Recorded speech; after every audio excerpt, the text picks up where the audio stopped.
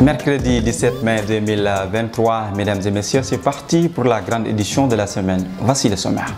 Le procès pour viol présumé de l'opposant Ousmane Sonko a été renvoyé au mardi 23 mai en audience spéciale. Ousmane Sonko, absent du tribunal, s'est retiré depuis quelques jours à Ziguinchor. Drapeau du Sénégal, banderole et t-shirt à l'effigie du concept non à la troisième candidature.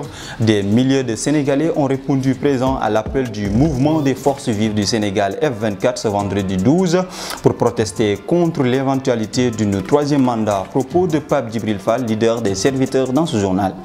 À Thiès, l'Union régionale des coopératives de construction et d'habitat a procédé au renouvellement de son conseil d'administration lors d'une assemblée générale. Les propos du nouveau président seront attendus dans ce journal. Voici le sommaire. Le développement, c'est dans un instant.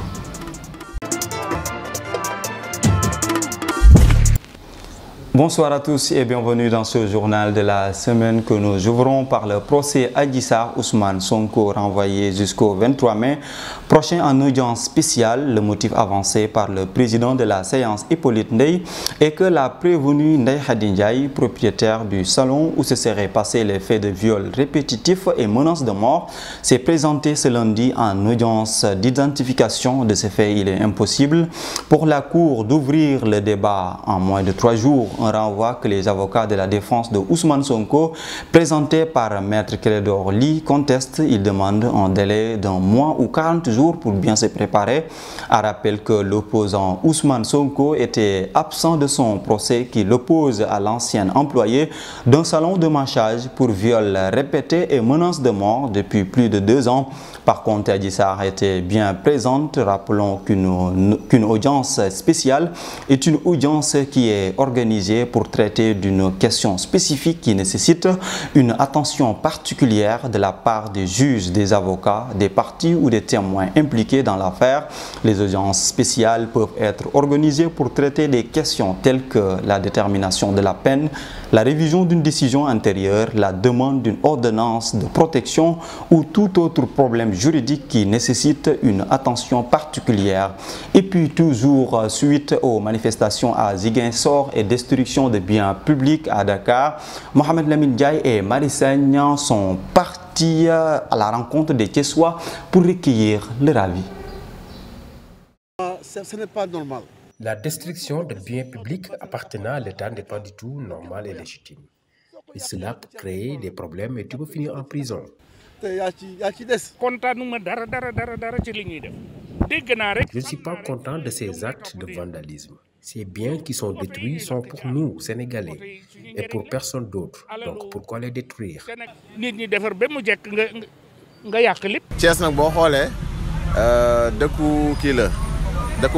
Thiès est une ville de révolte, certes, mais aujourd'hui, nous avons un maire qui travaille, qui fait des efforts. Beaucoup de changements ont été opérés. De ce fait, les jeunes ont la tête à autre chose qu'à manifester et faire des saccages.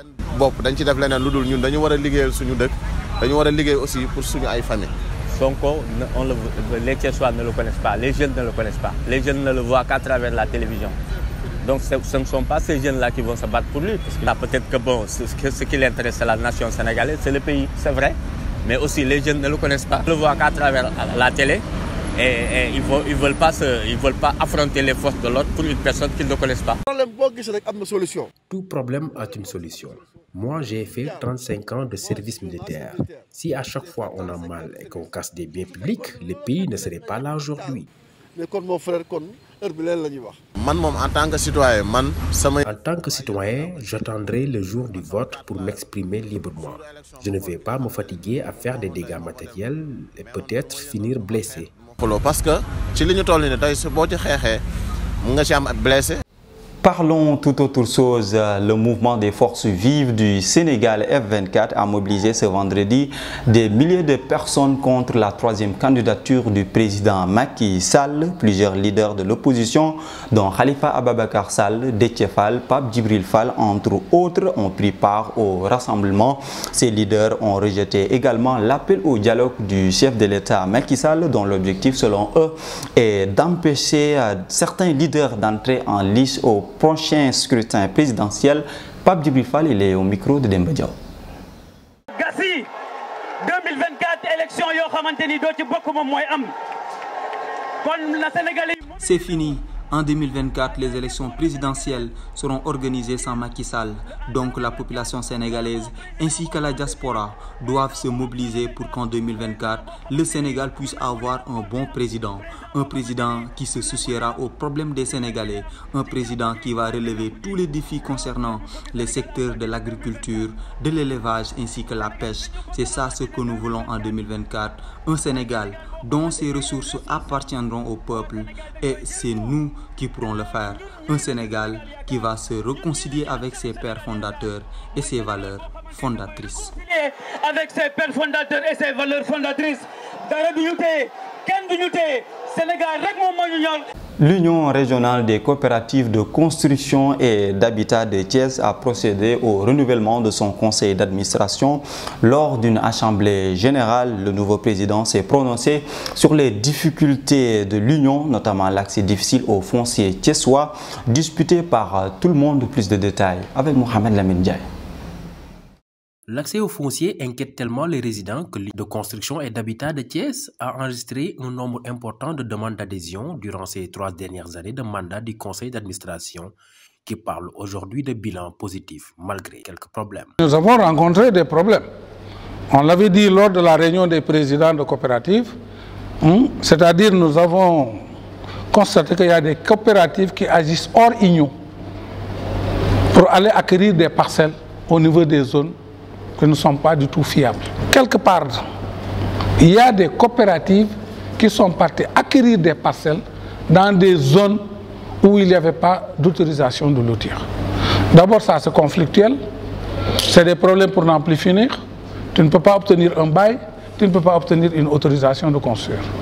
C'est des problèmes que nous rencontrons tout simplement parce que c'est des coopératives qui sont membres de l'Union régionale. Durant cette assemblée générale où sont élus les nouveaux membres du conseil, le vice-président sortant accède à l'unanimité à la présidence et décline de suite sa vision. Nous faisons de notre mieux pour réaliser surtout ce qu'on appelle le multilogement, qui se trouve être un projet phare pour l'Union régionale. Les projets qui se font aujourd'hui au niveau de l'État, l'Union y est invitée. Vous venez d'entendre aussi une invitation de 23 000 logements qui est en pourparlers et je pense que l'Union aura aussi sa place dans ce projet-là. Le nouveau bureau élu pour 3 ans a la mission de redynamiser l'Union. La moyenne d'âge des membres étant de 46 ans, l'Union veut aussi préparer une alternative générationnelle. Toujours dans la capitale du rail, les propriétaires et locataires de maisons ou appartements constituent une épine pour le juge des loyers. Pour le soutenir, une commission se charge de faire de la médiation pour réduire le nombre de dossiers affectés à ce juge. À Thiès, l'installation de la Commission nationale de régulation du loyer des locaux à usage d'habitation a été présidée par le gouverneur de la région. Propos requis Gustave Emmanuel Faye. Je voudrais à cet égard rappeler qu'au mois de 24 février, le gouvernement a pris un important décret qui vise à baisser les loyers sur toute l'étendue du territoire. Avant, si vous avez des problèmes de loyer, vous allez au tribunal. C'est le juge des loyers qui est en tout cas compétent en la matière. Cette commission vise un peu à alléger le juge des loyers et à essayer de concilier en tout cas les difficultés et les différends qui peuvent naître entre le loyer et le locataire. S'il n'y a pas de conciliation, bien entendu, les dossiers iront au règlement judiciaire. Pour la région de Thiès, on a enregistré, rien que pour ce matin, peut-être 300 appels sur le numéro vert. Mais pour l'essentiel, c'est des demandes de renseignements. Il y a peut-être le tiers qui constitue un peu des des réclamations qui nécessitent peut-être que la commission s'en saisisse. Et justement, la commission que nous avons installée aujourd'hui, et le gouverneur l'a dit tout à l'heure en réunion, les commissions départementales, en tout cas pour se rapprocher le plus, en tout cas des bailleurs et des locataires. Donc ces commissions vont pouvoir prendre en charge de manière efficace les différends et peut-être alléger considérablement le travail du juge des loyers. À présent, nous allons faire focus sur les actualités sportives avec Marie-Sagne. Nous ouvrons ce début du sport de la semaine par la finale de la CAN U17 en Algérie qui opposera ce vendredi 19 mai à 21h le Maroc et le Sénégal. Une rencontre qui symbolise la mainmise de ces deux nations sur le foot africain qui ont érigé la formation en modèle. Pour rappel, le Sénégal et le Maroc ont décroché leur place la semaine dernière pour la finale de la CAN U17 après des demi-finales départagées au tir au but. Et puis les résultats de la Ligue des Champions de cette semaine, le Manchester City s'est imposé 4-0 face au Real Madrid en demi-finale retour hier de la Ligue des Champions. Les Citizens ont triomphé du Real Madrid ce mercredi en demi-finale retour de la plus prestigieuse des Coupes d'Europe. Une victoire nette 4-0 et 5-1 sur l'ensemble des deux matchs qui permet aux hommes de Pep de décrocher leur ticket pour la finale de la compétition le 10 juin prochain face à l'Inter Milan. Toujours les actualités du sport de cette semaine, l'Inter Milan s'est imposé ce mardi 16 mai face à l'AS Milan en 1-0 et se qualifie pour la finale grâce à Lautaro Martinez qui a retrouvé le chemin défilé à la 74e minute en seconde période. Pour rappel, les interistes l'avaient déjà emporté de 2-0 au match aller. L'Inter Milan, désormais triple vainqueur de la compétition, disputera la finale de la Ligue des Champions. Et puis le FC Barcelone a été champion d'Espagne ce dimanche 14 mai pour la 27e fois de son histoire après sa victoire face à l'Espagnol Barcelone 4-2 lors de la 34e journée de la Ligue. Malgré les scandales et les difficultés économiques qui ont émaillé sa saison, le Barça devient champion d'Espagne pour la première fois depuis 2019. Il s'agit d'ailleurs du premier titre majeur pour Xavi en tant qu'entraîneur qui n'avait jusque-là gagné qu'une super coupe d'Espagne depuis son retour sur le banc catalan en novembre 2021. C'est aussi le premier titre de champion d'Espagne du club depuis le départ de Lionel Messi au Paris Saint-Germain en 2021. Merci Marie-Sagne pour ce bulletin d'information sportive. Voilà, mesdames et messieurs, c'est tout pour cette semaine. Merci d'avoir suivi l'information sur Ici Live TV. Restez fidèles aux autres programmes de la chaîne. Merci pour votre confiance et votre fidélité. Bonsoir.